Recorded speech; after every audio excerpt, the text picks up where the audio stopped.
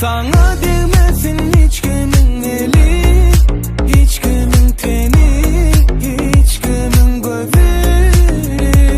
Bana gerek değil özgenin eli, özgenin sözü. Men bir söyleyen seni.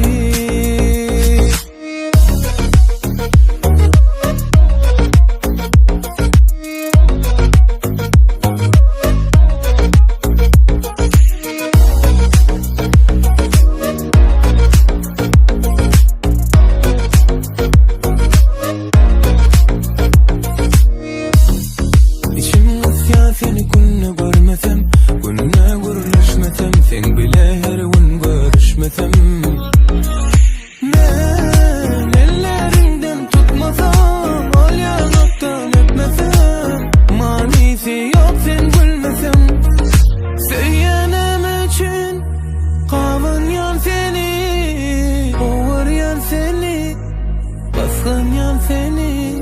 Sana değmesin hiç kimin eli, hiç kimin teni, hiç kimin gözü. Bana gerek değil özgenin eli, özgenin sözü. Men bir söyleyen seni.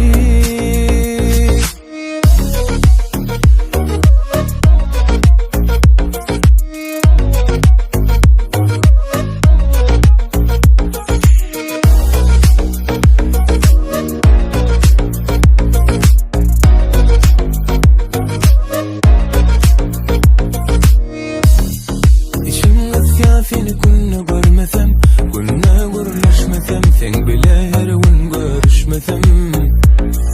Men ellerinden tutmasam, ol yanaktan öpmesem, manisi yok sen gülmesem.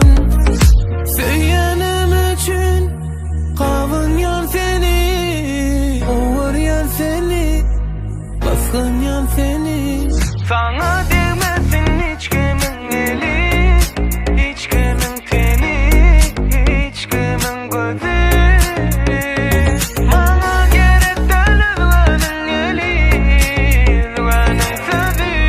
Men bir söyleyen seni. Sana